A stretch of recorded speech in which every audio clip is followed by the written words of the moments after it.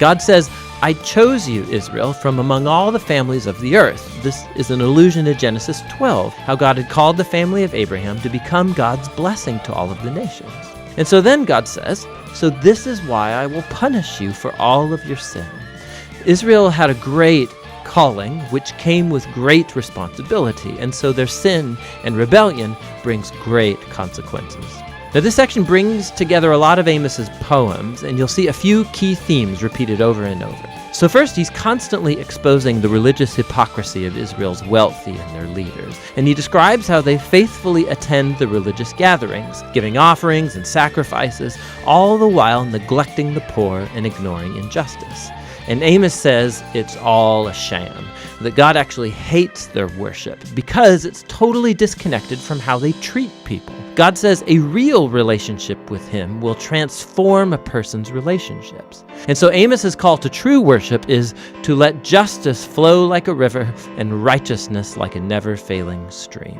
Now, these two words, they're super important for Amos and actually all of the prophets. So righteousness, or in Hebrew, tzedakah, refers to a standard of right, equitable relationships between people, no matter their social differences. And justice, or in Hebrew, mishpat, refers to concrete actions that you take to correct injustice and create righteousness. And so both of these are to permeate the life of God's covenant people like a rushing stream fills a dry riverbed. The next theme is Amos's repeated accusations of Israel's idolatry.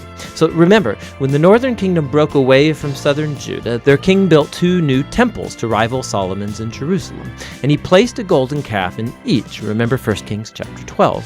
Since then, Israel had only accumulated more idols, worshiping the gods of sex and weather and war. And in the prophet's view, the worship of these gods always led to injustice, because these gods don't require the same degree of justice and righteousness as the God of Israel, not to mention that these gods were immoral themselves. Not the God of Israel, he's different. So he can say in one place, "Seek me that you may live." And then right after that say to Israel, "Seek good, not evil, that you may live."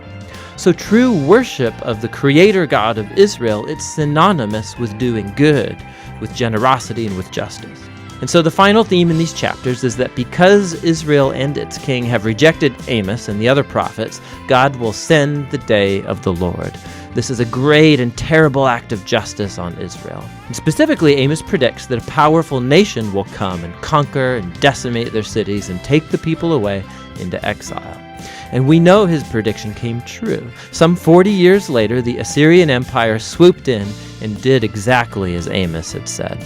The book closes with a series of visions that Amos experienced, and they're symbolic depictions of the coming day of the Lord. So he sees Israel devastated by a locust swarm, and then by a scorching fire, and then they're being swallowed up like overripe fruit. And in the final vision, Amos sees God violently striking the pillars of Israel's great idol temple at Bethel, and the whole building comes crumbling down.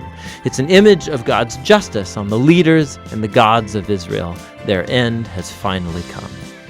But then, all of a sudden, in the final paragraph, we see a glimmer of hope. It picks up this image of Israel as a destroyed building, and God says that out of the ruins, he will one day restore the house of David. In other words, he's going to bring the future Messianic king from David's line, and he will rebuild the family of God's people, which, surprisingly, we're told, is going to include people from all of the nations.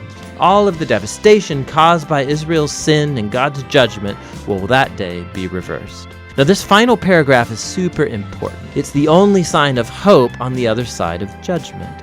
And it helps us see how this book is exploring the relationship between God's justice and his mercy.